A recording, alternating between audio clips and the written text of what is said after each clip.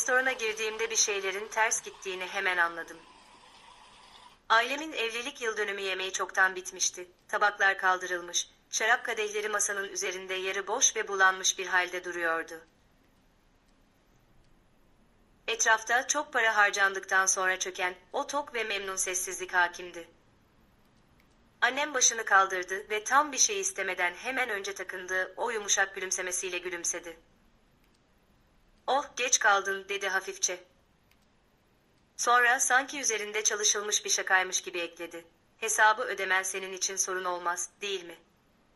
Kız kardeşim güldü. Ne şaşırmıştı ne de mahcup olmuştu. O an anladım ki ben buraya kutlama yapmaya gelmemiştim. Ben buraya bu akşam bir şeyleri tamamen bitirmeye gelmiştim. Benim adım Diana, 30 yaşındayım.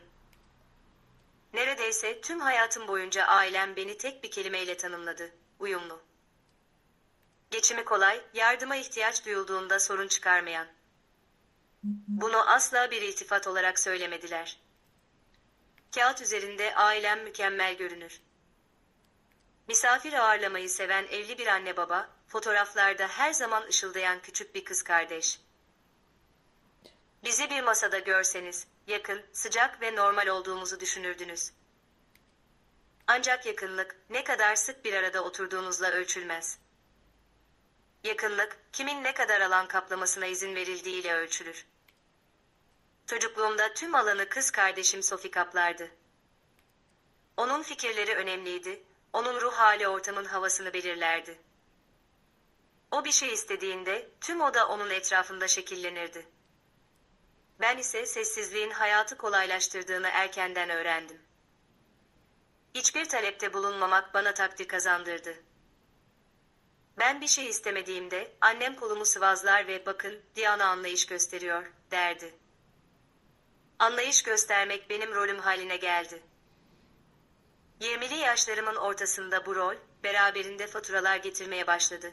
Resmi olmayan, sadece üstü kapalı beklentiler. Önce küçük şeyleri üstlendim. Haftalık mutfak alışverişi, ek bir gider ödemesi, planlanandan daha pahalıya patlayan bir gezi. Her seferinde dünyaya olan inancım biraz daha azaldı. Her seferinde bu durum geçici olarak sunuldu. Her seferinde sessizce kalıcı bir çözüme dönüştü. Aileme tam olarak ne kadar kazandığımı asla söylemedim. Yalan söylemedim. Sadece mütevazı ve güvenli bir işim olduğunu varsaydıklarında onları düzeltmedim. Beni küçümsemeleri huzuru sağlıyordu. Ve bu durum, taleplerin sonsuza dek sürmesine neden oluyordu. Ailem dönüm noktalarını kutlamayı çok severdi. Yıl dönümleri, doğum günleri, aslında var olmayan terfiler. Personelin onları tanıdığı ve menülerde fiyatların yazmadığı, etkileyici mekanları severlerdi. Ve nedense, rezervasyon çoktan yapıldıktan sonra her zaman en son aranan ben olurdum. Kendi kendime bunun bir tesadüf ya da kötü bir zamanlama olduğu yalanını söyledim. İnsan, bir yalanı gerçekmiş gibi hissedene kadar ne kadar çok tekrar ederse o kadar inanıyor. Evlilik yıldönümlerinin akşamında doğrudan işten gelmiştim. Yorgun ama istekliydim. Yanımda kişisel ve düşünceli küçük bir hediye getirmiştim. Ama orada durup boş tabaklara ve rahatlamış yüzlere baktığımda, göğsümdeki o eski sıkışmayı hissettim. O his bana fısıldıyordu: "Bunun nasıl biteceğini çok iyi biliyorsun." Annemin bakışının kısa bir an için hesap klasörüne kaydığını gördüm. Babamın memnuniyetle arkasına yaslandığını gördüm. Sophie'nin ise istifini bozmadan telefonunda gezindiğini gördüm. Benim onlarla oturmamı beklemiyorlardı. Onlar, benim işlerimi yerine getirmemi bekliyorlardı. Ve ilk kez, o tanıdık role bürünmek yerine, artık bu oyunu oynamazsam ne olacağını merak ettim. Bana ayırdıkları sandalyeye iliştim. Masa tereyağı ve ağır şarap kokuyordu. Annem su bardağına uzandı ve gösterisi başarıyla bitmiş biri gibi iç geçirdi. "Daha erken gelmeliydin," dedi, stemkar değil, sadece durumu tespit eder gibiydi. Servis harikaydı. Babam başıyla onayladı ve yakasını gevşetti. En iyisini kaçırdın. Sophie telefonundan başını bile kaldırmadı. Sana tatlı ayırdık, dedi ve kısık sesle güldü. Yani, sayılır. Bir garson masaya yaklaştı, içindeki hesapla birlikte deri klasörü tam ortaya bıraktı ve tekrar gözden kayboldu. Kimse ona dokunmadı. Sadece orada durmuş, beni bekliyordu. Annem başını yana eğdi. Bunu üstlenmen senin için sorun olmaz, değil mi? Son zamanlarda çok çalıştığını düşünmüştük de. Cömertliği ima ediliyormuş gibi cümlesini yarım bıraktı. Sanki bu, yetişkinler arasında sessizce yapılmış bir anlaşmaydı. Sophie sonunda başını kaldırdı. Gözleri hesaptan yüzüme kaydı. Rahatla, dedi. Sen bu tür işleri halletmekte her zaman iyisindir. Sonra her zamanki gibi kayıtsız ve alaycı bir şekilde gülümsedi. Bu cümle beni beklediğimden daha sert vurdu. Masadakilere baktım. Babam bakışlarını kaçırdı. Annemin gülümsemesi donup kalmıştı. Sophie yine ekrana dönmüştü ve aniden bir şeyler yer değiştirdi. Öfke değil, henüz değil, sadece bir berraklık. Son bir yılı gözümün önünden geçirdim. Son dakikada gelen davetler. Her zaman rezervasyon yapıldıktan sonra gelen mesajlar. Şunu fark ettim, burada mevzu aile ya da kutlama değildi. Mevzu bir kesinlikti. Benim geleceğimden, ödeyeceğimden ve ortamı germeyeceğimden eminlerdi. Su bardağıma uzandım, yavaş bir yudum aldım ve hiçbir şey söylemedim. Tartışmadım, açıklama yapmadım, kendimi savunmadım. Çünkü o an, uzun süredir bastırdığım bir şeyi anladım. Bu bir yanlış anlama değildi. Bu bir sistemdi ve sistemler konuşarak yıkılmaz. Sistemler, birisi onları beslemeyi bıraktığında çöker. O akşam hesabı ödedim. Görev bilinciyle değil, son bir temiz kanıta ihtiyacım olduğu için. Eve dönüş yolunda şehrin ışıkları bulanıklaşıyordu. Telefonum bir kez titredi. Annemden bir mesaj. İlgilendiğin için teşekkürler. Sana güvenebileceğimizi biliyorduk. Kalp emojisi yoktu, sıcaklık yoktu. Sadece tamamlanmış bir görevin verdiği rahatlama vardı. Evdeki sessizlik bu kez farklı hissettiriyordu. Daha odaklanmış bir sessizlik. Dizüstü bilgisayarımı açtım ama iş için değil. Yıllardır adını yüksek sesle koymadan tuttuğum o tabloyu açtım. Havaleler, faturalar, borçlar. Her bir giriş tek başına zararsız görünüyordu. Ancak bir araya geldiklerinde başka bir hikaye anlatıyorlardı. Bu bir cömertlik değildi. Bu ailemin finansal altyapısıydı. Julian içeriye elinde 2 fincan kahveyle girdi. Ne yaptığımı sormadı bile. Bugün numara yapma gereği bile duymadılar, değil mi, diye sordu. Başımı salladım. Ona Sophie'nin ne dediğini, bu işleri halletmekte ne kadar iyi olduğumu düşündüğünü anlattım.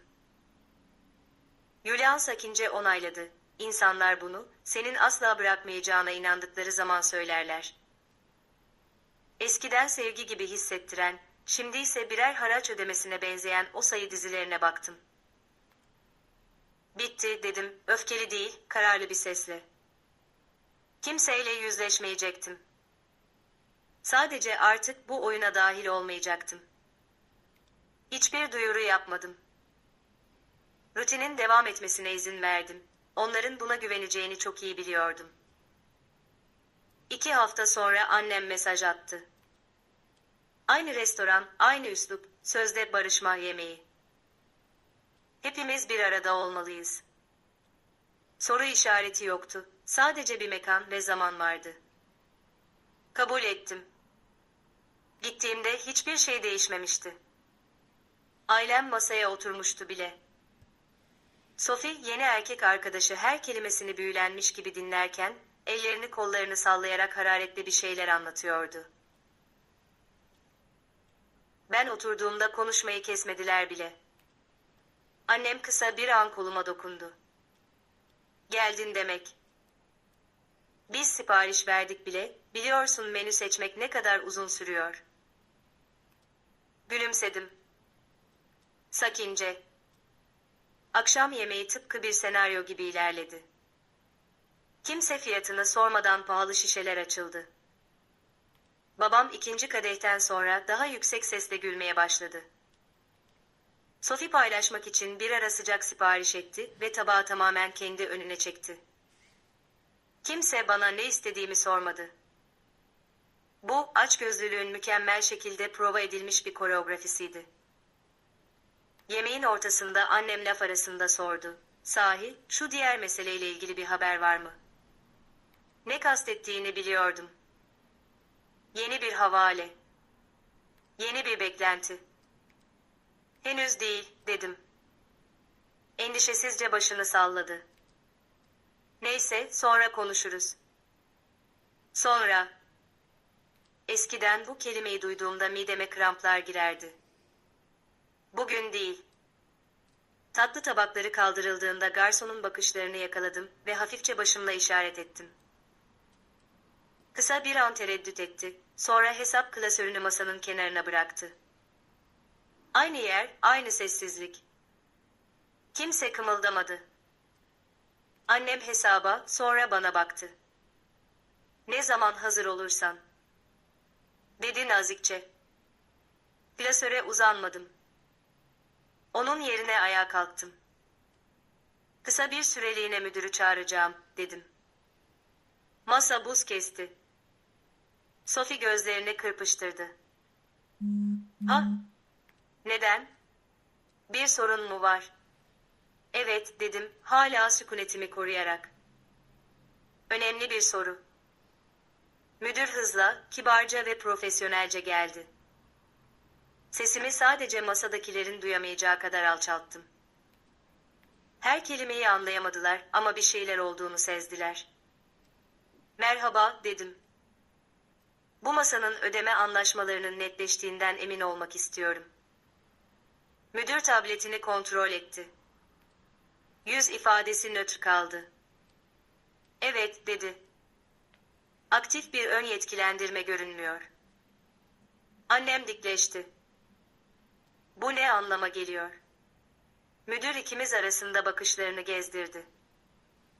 Bu akşam için masadaki gruptan bir ödeme aracı talep ettiğimiz anlamına geliyor. Sessizlik masaya ağır bir yük gibi çöktü. Babam boğazını temizledi. Normalde bir sorun olmazdı. Anlıyorum, dedi müdür nazikçe. Ancak bugün sisteme tanımlı bir hesap yok. Annem bana baktı, ilk kez gerçekten baktı. Gülümsemesi soldu. Diana. Bakışlarına karşılık verdim. Bugün yemeği ben üstlenmeyeceğim. Sophie kısa, keskin ve inanmaz bir kahkaha attı. Tamam, çok komik. Ciddiyim, dedim. Babam kaşlarını çattı. Neler oluyor burada? Tekrar oturdum, ellerimi dizlerimin üzerinde birleştirdim. Olan şu, ben çok uzun zamandır yemekten çok daha fazlasını ödüyorum ve artık bitti. Annemin sesi alçaldı, tehlikeli bir hal aldı. Bunu burada mı yapıyorsun? Şimdi mi? Ben bir şey yapmıyorum, dedim. Sadece sizin beklediğiniz şeyi yapmıyorum. Sophie burnundan soludu. Yani bizi burada rezil mi edeceksin? Ona baktım. Geçen sefer bana gülerken rezil olmuş gibi görünmüyordun. Ağzı açıldı, geri kapandı. Babam öne eğildi, ellerini masaya koydu. Biz aileyiz. İnsan konuşmadan yardım etmeyi öylece bırakmaz. Konuştum, dedim. Ama siz hiç dinlemediniz. Müdür kararsızca bir ayağından diğerine ağırlığını verdi. Müdüre döndüm. Hesapları ayırmanızı rica ediyoruz. Annem keskin bir nefes aldı. Ayrı mı? Evet, dedim. Benimki ve sizinki. Müdür başıyla onaylayıp geri çekildi. Annemin yüzü kıpkırmızı oldu. Bunu yapamazsın. Yapabilirim, dedim. Ve yapıyorum. Sophie sandalyesini geriye itti. Senin için yaptığımız onca şeyden sonra bu inanılmaz. Neredeyse gülecektim. Kötülükten değil, sadece her şey artık çok net olduğu için.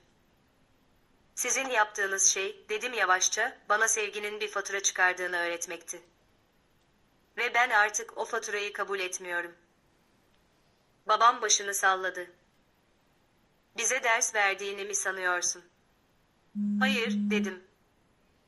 Kendime ders veriyorum. Hesaplar geri geldi.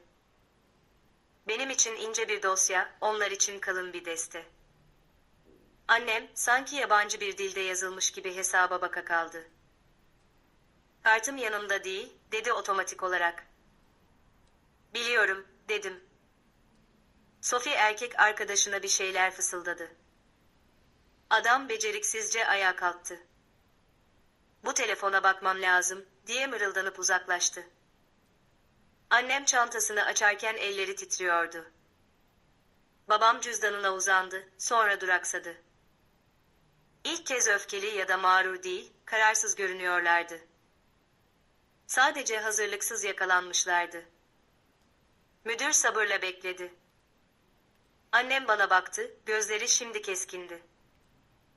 Bu hoşuna gidiyor, değil mi? Hayır, dedim dürüstçe. Sadece artık bittim. Yüzümde suçluluk duygusu, bir yumuşama, işleri düzeltecek o eski kızını aradı. Bulamadı. Yavaşça, gözle görülür bir rahatsızlıkla ödemeyi yaptılar, banka uygulamalarına hoşlarına gitmeyen cevaplar veren sorular sordular. Kendi payımı ödedim, bahşişimi bıraktım ve ayağa kalktım. Giderken annem adımı seslendi. Ne sert ne de tatlı, sadece güvensiz bir sesle. Arkama bakmadım. Dışarıda hava daha serin, daha hafifti.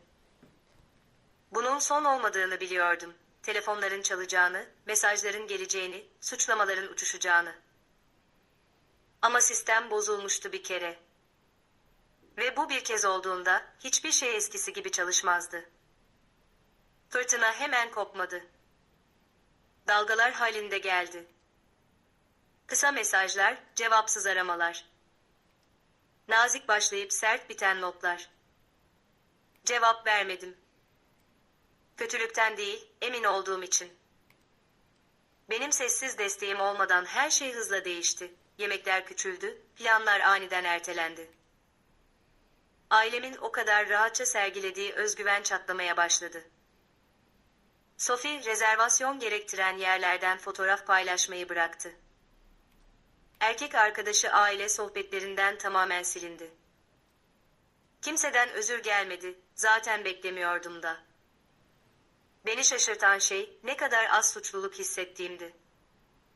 Yıllardır bu anı hayal etmiş, yas tutacağımı sanmıştım. Aksine kendimi çok sağlam hissediyordum. Tıpkı çok uzun süredir taşıdığı bir yükü nihayet yere bırakmış biri gibi. Evde hayat daha sessiz ve huzurlu bir hal aldı. Julian ile acele etmeden yemek yedik. Başkalarının beklentilerini içermeyen planlar üzerine konuştuk. İlk kez vaktim gerçekten bana aitti. Ailemi reddetmedim. Sadece onların hayatını finanse etmeyi bıraktım. Köşeleri yumuşatmaktan, hatalarının bedelini ödemekten vazgeçtim. Aradıklarında dürüstçe cevap verdim. Para istediklerinde açıklama yapmadan hayır dedim. Ve garip bir şey oldu, dünya başıma yıkılmadı. Zalimleşmedim, sadece netleştim. Restorandaki o olay hafızamda soluklaştı ama dersi baki kaldı. Sınırlar duvar değildir. Onlar kapıdır ve ne zaman açacağına sen karar verirsin. Ve seni yıllardır sömüren bir kapıyı kapattığında, arkasındaki sessizlik yalnızlık değildir. O huzurdur. Eğer sen de her zaman orada olan, her zaman ödeyen ve her şeyi tamir eden kişiysen. Durduğun zaman bencil olmazsın. Kendini seçtiğinde aslında en doğru şeyi yapmış olursun.